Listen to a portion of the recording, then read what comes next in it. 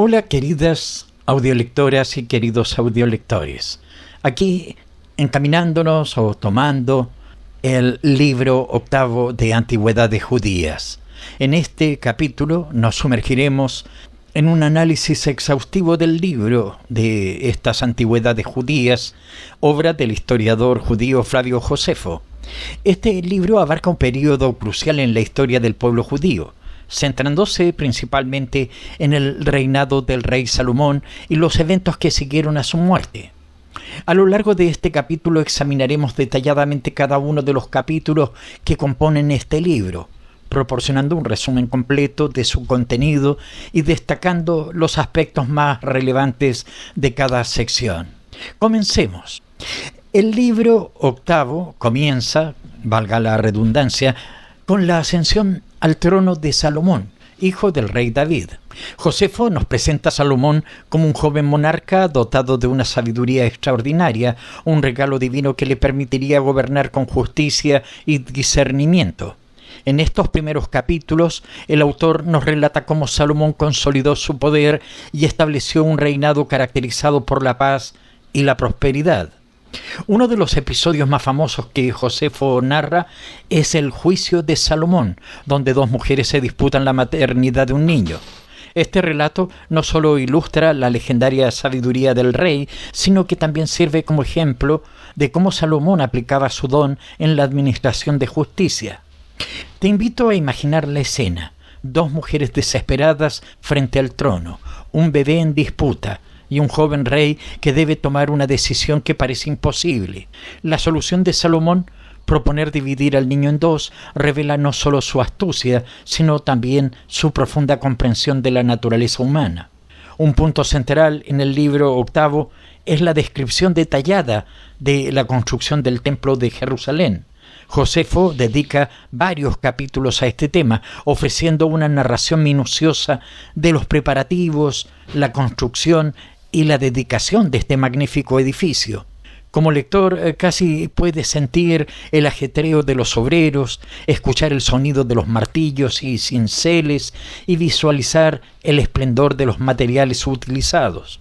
El autor nos cuenta cómo Salomón se alió con Hiram, rey de Tiro, para obtener los materiales necesarios y la mano de obra especializada. La descripción de Josefo sobre la arquitectura, las dimensiones y los adornos del templo es tan vívida que casi te transporta a la antigua Jerusalén. Imagina por un momento estar de pie frente a ese imponente edificio, sus paredes revestidas de oro, los querubines tallados, el arca de la alianza en su lugar más sagrado. Este templo no era solo un edificio, era el corazón espiritual de la nación, un símbolo tangible de la alianza entre Dios y su pueblo. Josefo dedica considerable atención a la sabiduría y la riqueza de Salomón. Nos relata cómo la fama del rey se extendió más allá de las fronteras de Israel, atrayendo a visitantes de tierras lejanas que venían a presenciar su sabiduría y a maravillarse con su riqueza. Entre estos visitantes destaca la visita de la reina de Saba. El encuentro entre Salomón y la reina de Saba es narrado con gran detalle. Josefo nos cuenta cómo la reina puso a prueba la sabiduría de Salomón con enigmas y preguntas difíciles, y cómo el rey las respondió todas con facilidad. Imagina el asombro de la reina al ver cumplidas y superadas todas sus expectativas.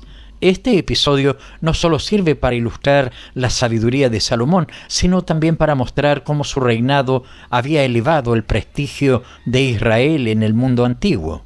Sin embargo, el libro octavo no se limita a presentar una imagen idealizada de Salomón. Josefo también aborda el declive moral del rey en sus últimos años. Nos cuenta cómo Salomón, influenciado por sus numerosas esposas extranjeras, comenzó a alejarse de la adoración exclusiva a Yahvé y permitió la introducción de cultos paganos en Israel. Este giro en la narración es particularmente impactante. Imagina el contraste. El mismo rey que construyó el magnífico templo para Yahvé ahora permite la construcción de altares a dioses extranjeros. Josefo no escatima en detalles al describir cómo esta desviación de Salomón tuvo consecuencias graves, no solo para él, sino para todo el reino. Tras la muerte de Salomón, Josefo narra los eventos que llevaron a la división del reino unificado de Israel. El autor describe cómo Roboam, hijo de Salomón, ascendió al trono y cómo su falta de tacto político provocó una rebelión que resultó en la separación de las 10 tribus del norte bajo el liderazgo de Jeroboam. Este es un momento crucial en la historia de Israel y Josefo lo narra con gran dramatismo. Puedes casi sentir la tensión en el aire mientras Roboam consulta a sus consejeros, la decepción del pueblo ante su respuesta arrogante y el caos que se desata cuando las tribus del norte declaran su independencia. Es un relato que nos recuerda cómo las decisiones de los líderes pueden tener consecuencias de largo alcance para toda una nación. En los capítulos siguientes, Josefo alterna entre las historias de los 2 reinos resultantes, Judá en el sur, gobernado por la dinastía de David, e Israel por el norte, bajo el gobierno de Jeroboam y sus sucesores. El autor nos presenta un panorama de conflictos, alianzas cambiantes y luchas por el poder. En el reino del norte, Josefo dedica especial atención a las acciones de Jeroboam. Nos cuenta cómo este rey, temiendo que su pueblo regresara a la lealtad a la casa de David, si continuaban adorando en Jerusalén, estableció centros de culto alternativos en Betel y Dan. Esta decisión, según Josefo, marcaría el inicio de una serie de desviaciones religiosas en el reino del norte. Por otro lado, en el reino de Judá, Josefo narra cómo los descendientes de David lucharon por mantener la fidelidad a Yahvé, aunque con éxito variable. El autor nos presenta una sucesión de reyes, algunos fieles a las enseñanzas de sus antepasados, otros cayendo en la idolatría y las prácticas paganas. Un personaje que cobra gran protagonismo en esta parte del libro 8 es el profeta Elías. Josefo dedica varios capítulos a narrar las hazañas de este poderoso profeta que se enfrentó al rey Acab y a su esposa Jezabel en defensa de la adoración a Yahvé. El relato de Josefo sobre Elías es particularmente vívido. Nos cuenta el famoso desafío en el Monte Carmelo, donde Elías se enfrenta a los profetas de Baal. Puedes casi sentir el calor del sol, escuchar los gritos desesperados de los profetas paganos y experimentar la tensión creciente mientras Elías prepara su altar.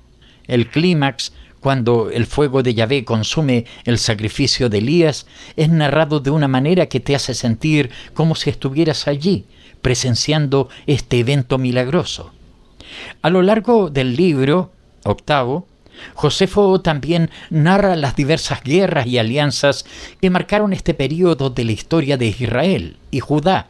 Nos cuenta sobre los conflictos con los reinos vecinos como Siria y Moab, así como las luchas internas entre los 2 reinos hebreos. Un episodio particularmente interesante es la alianza entre Acab de Israel y Josafat de Judá contra los sirios.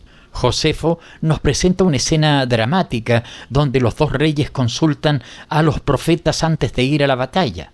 La tensión entre el profeta Micaías, que predice el desastre, y los profetas cortesanos que prometen la victoria, es palpable en la narración de Josefo. El libro 8 concluye con la caída de la dinastía de Omri en el reino del norte.